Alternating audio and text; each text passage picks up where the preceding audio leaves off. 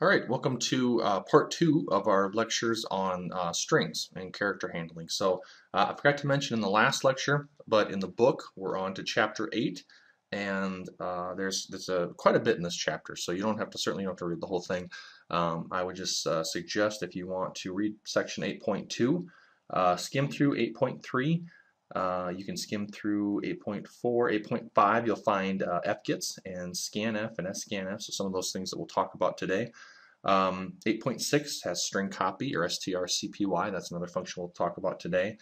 8.7, and that's probably all you really need to know. The rest of it, 8.9 is memory functions of the string handling library. We're not going to use any of those this semester, but they're certainly there if you're interested in it. Yeah, I highly encourage you to read the entire chapter, but because it is a large chapter, I just wanted to help provide you with a little insight into, kind of how to focus down and just read about the things that we need to know about. So with that, we'll move on. The last lecture we talked about strings and character constants and characters, and that strings are really just char arrays with a null term, with char constants, character constants as the values, and then a null termination character at the very end. So with that now, I just want to talk a little bit more about how we work with strings. All right, there are a bunch of functions. There's the string.h, that string header file, with a bunch of functions that we can use. And so at this point, if you can find a function to make your life easier, then by all means use it. Okay, I'm not in the string lab. There's string length, there's ways to compare. If you can find it, use it. They're certainly there at your disposal. In general, though, I want to look at just a few, just to throw a couple of them at you, look at their return types, and then look at their naming convention as well. So when we talk about functions, we talked about a little bit here at the introduction or the review of at the beginning of the course, as well as in 150. What we name our functions is really important, because we should be able to look at that signature and tell a little bit about what that function is going to do. When we look at this first block of functions here on the slide, so is blank, is digit, all the way through is upper, you can see there's two things I want to point out in particular. One, and the first thing is the return type. Okay, the return type there is an integer value. Okay, natively we don't use booleans, boolean being a true or false value in C. We just use 0 or 1, or 0 or anything that's greater than 1. Well, that's true with these functions, and you can see on the right hand side of that, with each line I say, for is blank, true if C, C being the value of the argument, is blank character, false if not.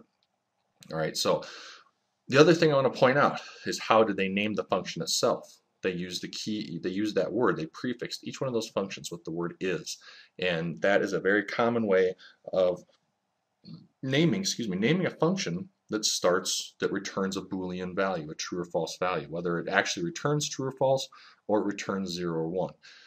If it helps you, you can certainly use Booleans in your programs. There's I think it's bool.h, it's a header file, and they're just symbolic constants that then get replaced with 0 or 1 in your program. So if those would help you, though, let me know, and I can show you how to get that set up, and you can use Booleans instead of using 0 or 1. But that's really all we're looking for. 0 is false, 1 is true. All right, so in here, you can see that those functions then are looking for true or false. You're providing it a value, it's comparing it against something inside the function, and then returning whether it's true or false. So at some point in time, if we need to look at if a character is upper, is lower, we can use these functions to help us out. With the bottom two functions, okay, these are just a sample. There's plenty more functions here. I just wanted to point out a few. We have 2 upper and 2 lower. Okay, so in this series of functions, they prefixed it with 2. And that means that we're going to transform that character into something else, if it isn't already. All right, so the return type on those is integer. Okay, character constants they represent a numeric value. They represent something, a character out of that ASCII table. So however those characters map up to those ASCII values. So if I call the 2 upper function and I provide a lowercase number, or a lowercase character, excuse me, then it'll return the numeric value that represents the uppercase. So for lowercase b, it will return the numeric value for the uppercase b. Okay, same thing with 2 upper. The point, something you got to keep in mind, we'll look at this example here later on in the program. Just something you got to keep in mind is that these return the value. Okay, so if you want to change or transform a character and it's a character in an array, then you have to assign the return value from that function to that element in the array. Okay, and we'll look at that here in just a minute. With that, we're also going to look at some standard input and output functions. Okay, I talked about just a little bit there at the end of the last lecture on string introduction, Scanf, and there are some limitations for Scanf. So Scanf works if you don't need a space. That's the big limitation, is that if you want to input something like a sentence, oh, you know, I take that back. I didn't. So we're going to talk about, I'm sorry, I got a little bit ahead of myself here. We're going to talk about, I took it out of the slides. It threw me off. We're going to talk about some limitations on Scanf. And so we'll start with that.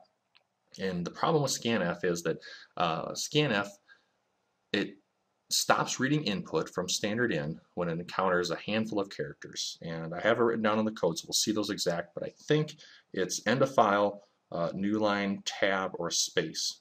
Okay, well, a space is a big deal, because if we want to enter in a sentence, then we need to be able to accommodate, we need to be able to allow that space character in. Okay, so sometimes Scanf is going to work if you just need a single word, a single string value with no spaces in it, or any of those other characters that it stops reading input from.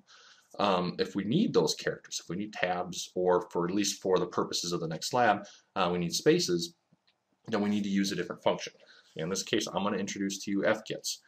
There are other functions. There are certainly better, more secure ways of getting input, but for the purposes of just exploring the fundamental, the core computer science topics here, we're going to stick with just these two functions. So fgets, here is the function. Okay, the return type is a char pointer.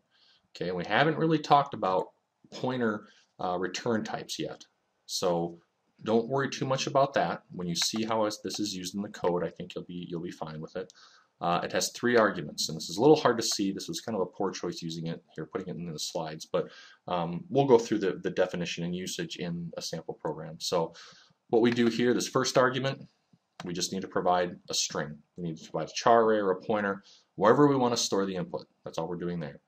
The second argument is int n, and that is the size. Okay, so if we have a char array of 50 elements, then that would just put in 50 here. And then this last one, and this will make a lot more sense once we go through the lectures on file I/O, but we're just capturing input from standard in. So we'll just type in stdin, that's all we have to do there. So the second function, get char, we're not going to cover it. You can look it up. It just takes a single character from standard in. We don't have any particular usage for it. So I mean, if you come up with one in your programs, that's great, use it. But at this point, it's not necessarily important. We're also going to look at, let's see, we'll look at string compare, string length, and string copy as well. Okay, they're all pretty straightforward, and so we won't spend a ton of time on them, but you probably will find occasion to use them here in your programs. So with that, let's go to the code.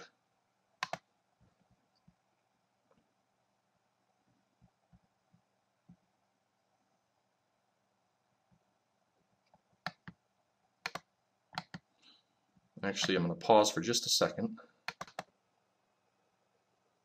Okay, sorry for the abruptness there. I just needed to make some adjustments to the code before we continued. So I want to make sure that we cover all the topics. Again, I want to cover all this because you may choose to use it to solve the lab. Okay, I'm not necessarily, I don't typically do labs. It depends. When we get towards the end of the semester, I will, where I say you will use string length, or you will use 2-upper. And in this next lab, in the string lab, you will use 2-upper, and you will use 2-lower. But not everything. So I just want to make sure I cover it all, though, so you have a good foundation on strings. So let's take a look at this code, and we can see here that this is the similar loop from the last code that we looked at, so the original program on our string introduction. And all this did was we declared an array, or a string 4. I give it a value, assigned a value of test, and then we iterate over that. Our condition is to iterate until we find the null termination character, and I'm printing off the character and the numeric value. So I'll just run that real quick. Oops.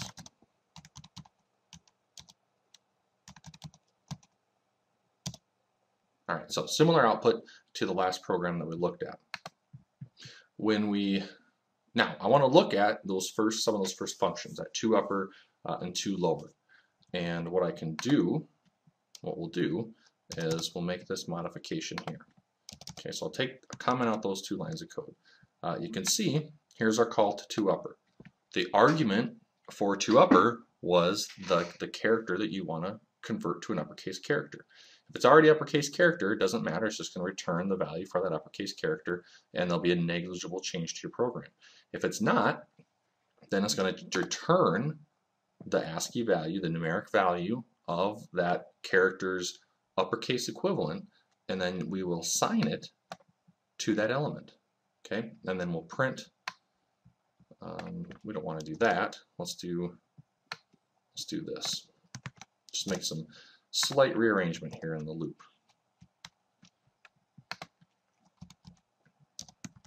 All right, so then we'll print. Oh, here, actually, I already had that done. Sorry. Let's just get rid of that whole line altogether. Right, then we'll just print off. Oh my goodness, I didn't. All right, so we'll comment that back out. I'm going to use that for a different purpose, and we'll minimize that a little bit.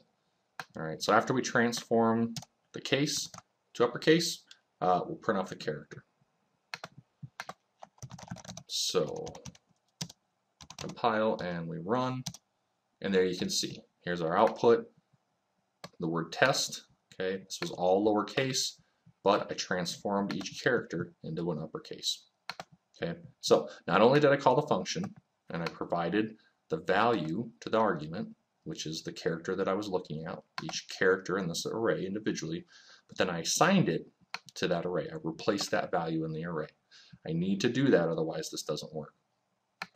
All right, so let's look through this example, make some more modifications here, and what will this do? Well,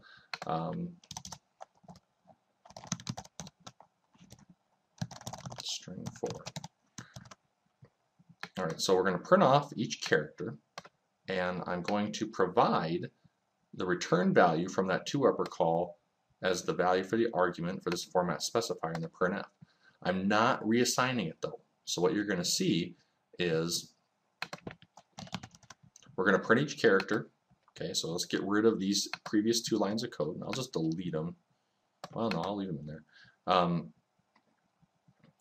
So we don't do any of that. Okay, we don't reassign a new value to that element. We're going to print it off. We're going to call the 2 upper function, but we're not storing that return value in it. We're not assigning it to that element. So we'll print them off. It'll print off all uppercase characters, but then when we print the string again, you're going to see that they're still lowercase because we didn't modify any values in that array.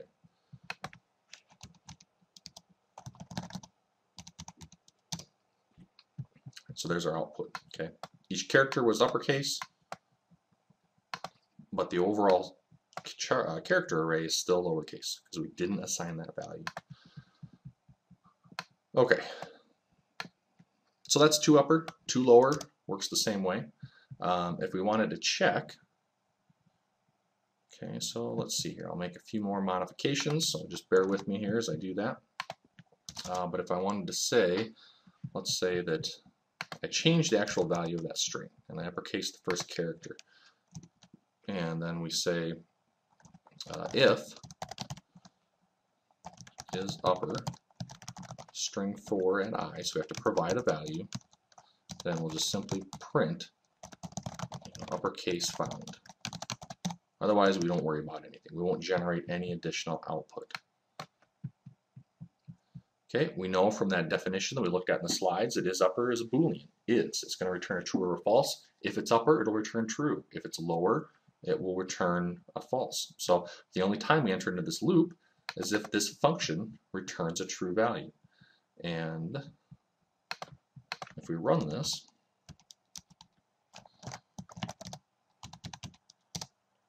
we can see that 1 uppercase letter was found.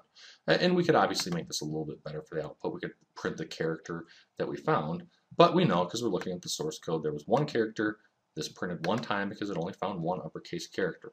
So we can use the is upper, is lower, is alpha, is, all these different functions that test a character to see if it fits or meets some sort of condition.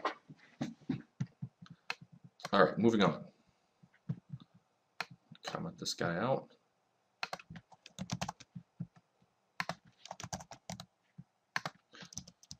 Next function I want to talk about is string length.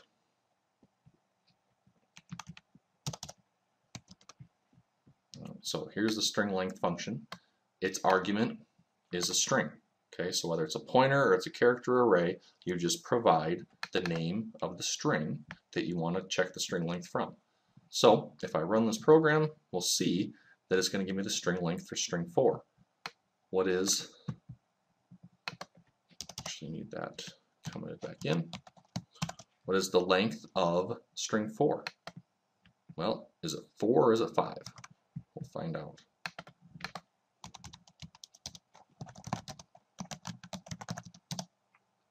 It's 4. Okay, so string length does not account for the null termination character, and that's good because typically we don't really care about the null termination character. We care that our strings are null terminated correctly so that our programs work correctly, but when we're actually counting the characters, we want to manipulate characters, we want to iterate over the characters, we only care about the actual, all of the characters except null termination. So string length gives us that. It does not account for the null termination character.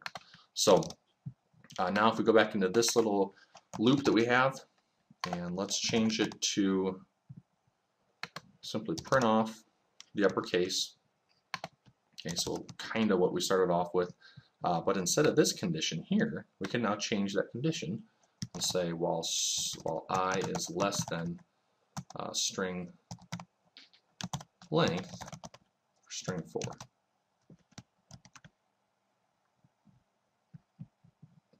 All right, so let's go ahead and run the program.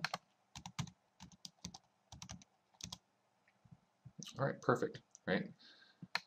Length is 4. We need 4 iterations. We start at 0, so 0 to 3, that's 4 iterations. TEST, we have no null termination character. The length of the string is 4.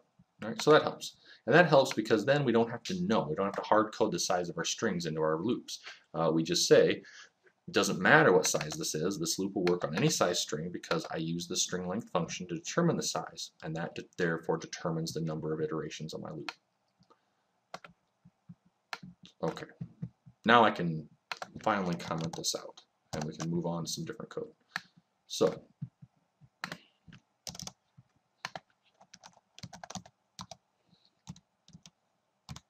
I started off talking about Scanf and then realized I didn't talk about Scanf yet. So let's take a look at Scanf.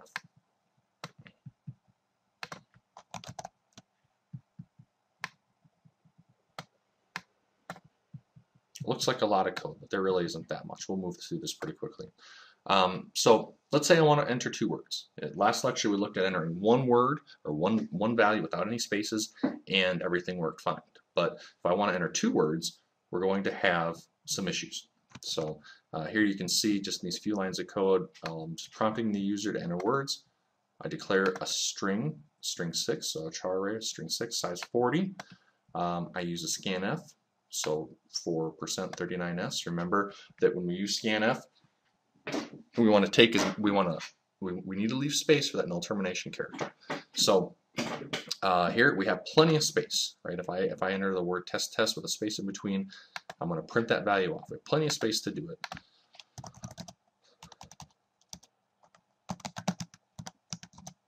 So I'll do that.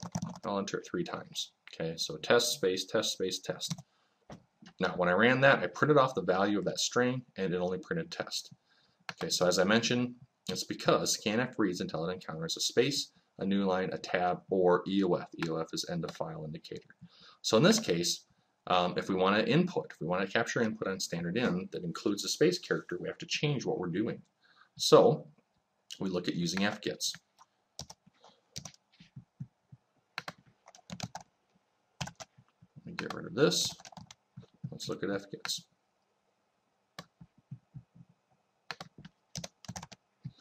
So again, I'll prompt the user, and I'm going to use the verbiage for a sentence because that's really what I'm thinking about here. We'll say, we'll declare a string or a char array sentence. We'll give it 50 elements, and with fgets, then all we have to do is it's fgets, whatever the name of our array, the size of our array, and then standard in.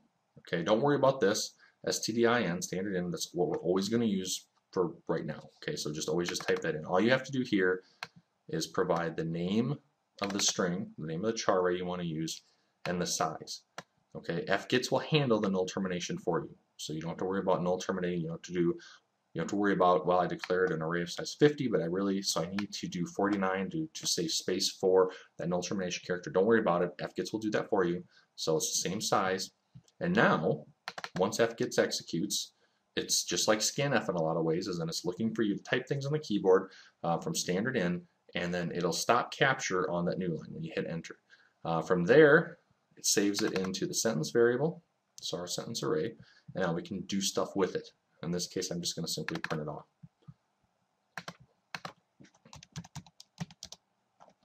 Okay, and we'll run it.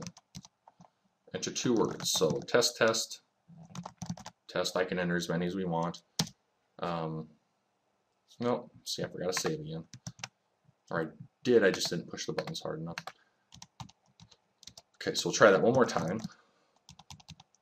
Should have caught the verbiage change there. Enter a sentence. So let's do hello world. You entered hello world. Okay, so there you can see it caught it, captured all my input, captured the space, and now I'm happy. So 2 ways we can capture input from the user and capture strings. That is, we use scanf or we use fgets. Remember, if you want to capture or allow for spaces, then you need to use fgets. Okay, this is how you use fgets. Now, I want to point out one interesting thing. You may or may not encounter this, so hopefully this helps you out just in case you do. And you can see here that I'm going back and we're going to have scanf and then an fgets. Okay, so I'm going to use a scanf before I use an fgets.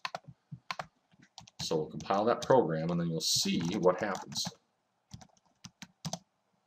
We'll enter 2 words. All right, so what happened? The program completed. It finished. It terminated. It didn't stop and prompt me when it got to the fgets code. So there is a problem, and we don't need to go into the details. If you're interested, I can tell you exactly what happens here. But suffice it to say, you can't use scanf before you use an fgets, and that's based on how scanf captures input from the keyboard. Okay, remember that when we're done entering input, when we're using a scanf, we hit enter. Enter generates a new line. What happens is that new line gets left in the buffer. So when fgets goes to read from standard in, there's this new line character still in the buffer, so it executes as well and doesn't capture anything.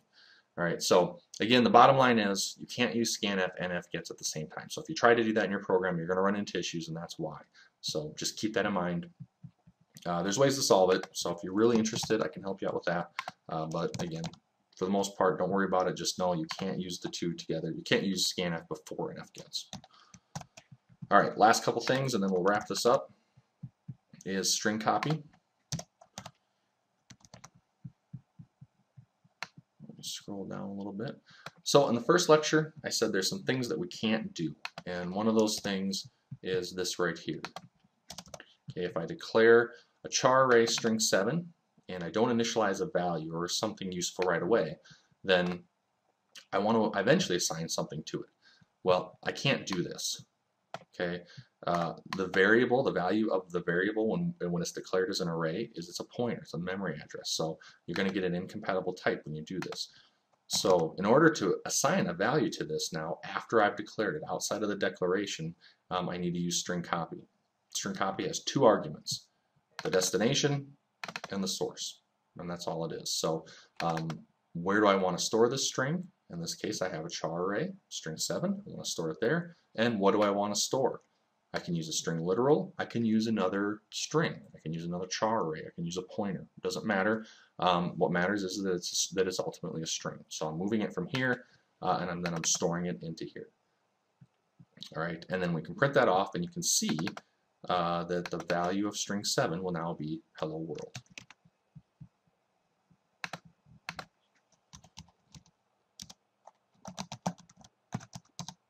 And there we go, hello world. Okay, so that's how we use string copy. strcpy, destination, source. Both of these values have to be strings. And by that, like I said, it's a string literal, this has to be either a pointer or a char array. This can be a string literal, a pointer, or a char array. All right. And the last topic we're going to look at is comparing strings. Okay.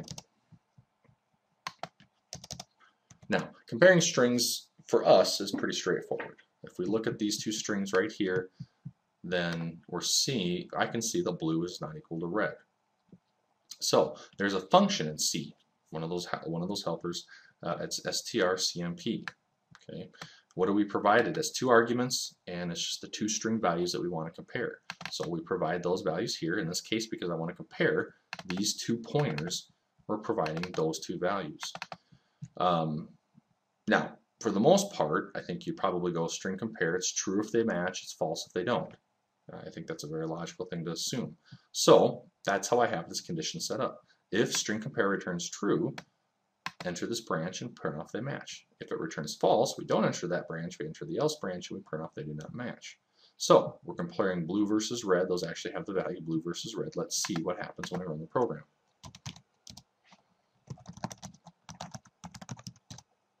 It says they match. And this is definitely not true, and so that we didn't run exactly how expected. So the thing to know about string compare is that it returns 0 when they match.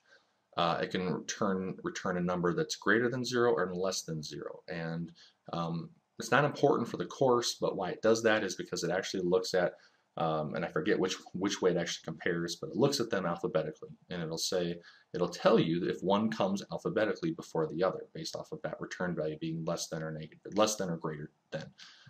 So in this case, all we care about is that if they match, string compare returns 0.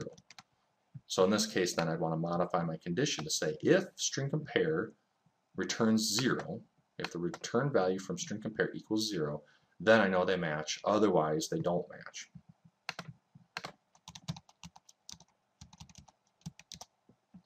See, and that's what we'd expect. They do not match. So now if I change that to red, now we're comparing red to red, they match. And that's what we would expect. Okay, and then just to show you, here I decided to use pointers, just so you saw some of the other ways of declaring strings that we've talked about, but I could use char arrays as well. So we could provide string 1 and string 2.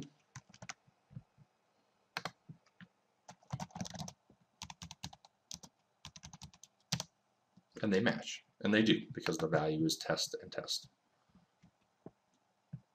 All right, so that's everything as far as some of the more advanced functions.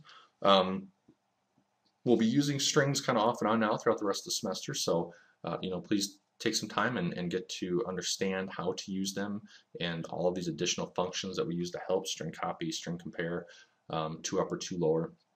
If you have any questions, as usual, let me know. I'll be providing the practice labs. In fact, if you go and take a look at the slide deck, the very last slide is the practice. So this will be the practice lab. And if you want to work on those, let me know, or start working on them and send me your code, because I'll be more than happy to provide you with feedback. Same with the labs though as well. So anyways, that's it for strings. Thanks a lot.